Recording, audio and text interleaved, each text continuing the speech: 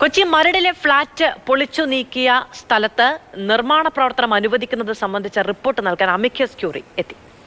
Supreme കോടതിയാണ് amicus ക്യൂറിയെ നിയോഗിച്ചത്. തീരദേശ പരിപാലന നിയമം ലംഘിച്ചതിനാണ് മരടിലെ 4 ഫ്ളാറ്റുകൾ സുപ്രീം കോടതി നിർദ്ദേശപ്രകാരം 4 വർഷം മുൻപ് പൊളിച്ചു മാറ്റിയത്. പ്രദീപ് ജോസഫ് വിവരങ്ങളുമായി നമ്മളോടൊപ്പം ചേരുകയാണ്. പ്രദീപ്, അന്ന് നിലവിലുണ്ടായിരുന്ന തീരദേശ സംരക്ഷണ നിയമം ലംഘിച്ചു എന്ന് പറഞ്ഞുകൊണ്ടാണ് അന്ന് ആ കടുത്ത നടപടിയിലേക്ക് പോയത്. അത് വലിയ തോതിൽ നമ്മളെല്ലാവരും റിപ്പോർട്ട് ചെയ്തൊരു സംഭവം കൂടിയാണ്. പക്ഷെ കുറെ മനുഷ്യർക്ക് വീട് നഷ്ടപ്പെട്ട ഒരു സമയം കൂടിയായിരുന്നു. ആ മേഖലയിൽ ഇനി എത്രത്തോളം നിർമ്മാണം സാധ്യമാകും എന്നുള്ളതാണോ അമിക്കസ് ക്യൂറി പരിശോധിക്കുന്നത്? നിയമലംഘനത്തിന്റെ പേരിൽ മരടിലെ 4 ഫ്ളാറ്റുകൾ പൊളിച്ചു മാറ്റി എങ്കിൽ തന്നെ നിയമലംഘനം കൂടാതെ അതാത് സ്ഥലത്ത് തന്നെ മറ്റ് കെട്ടിടങ്ങൾ നിർമ്മിക്കാൻ അനുമതി വേണമെന്നുള്ള ആവശ്യം ഉയർന്നിരുന്നു.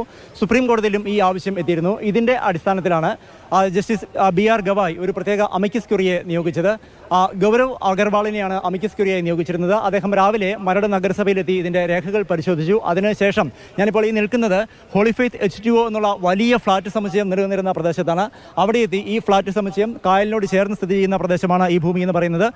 ഫ്ളാറ്റും ഒപ്പം കായലും തമ്മിൽ ഉണ്ടായിരുന്ന അകലം, അത്തരം കാര്യങ്ങളൊക്കെ രേഖാമൂലം പരിശോധിച്ചു. അതിനുശേഷം മറ്റ് 3 ഫ്ളാറ്റുകൾ നിലനിന്നിരുന്ന സ്ഥലങ്ങൾ കൂടി, അതായത് കായലോരം ഫ്ളാറ്റ്, കൂടാതെ ജെയിൻ കോറൽ കോവ്, കൂടാതെ ഇതിന് തൊട്ട് അപ്പുറത്ത് തന്നെ സ്ഥിതി ചെയ്യുന്ന ആൽഫയുടെ ട്വിൻ ടവറുകൾ എന്നീ പ്രദേശങ്ങൾ കൂടി സന്ദർശിക്കുന്നതിന് വേണ്ടി പോയിരിക്കുകയാണ്.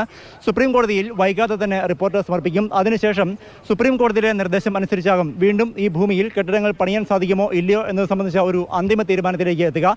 തീരദേശ പരിപാലന നിയമത്തിന്റെ പുതിയ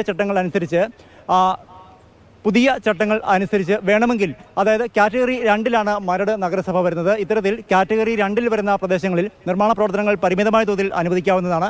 നഗരസഭയും അതിനെ അനുകൂലിക്കുന്നുണ്ട്. അതുകൊണ്ട് തന്നെ ഈ ഭൂമിയിൽ സുപ്രീം കോടതി കൂടി അനുവദിക്കുകയാണെങ്കിൽ വീണ്ടും നിർമ്മാണ പ്രവർത്തനങ്ങൾ സാധ്യമാകും. ഇത്തരമൊരു കാര്യത്തിൽ അന്തിമ റിപ്പോർട്ട് നൽകുന്നതിന് വേണ്ടിയാണ് സുപ്രീം കോടതി അമിക്കസ് ക്യൂറിയെ നിയോഗിച്ചത്.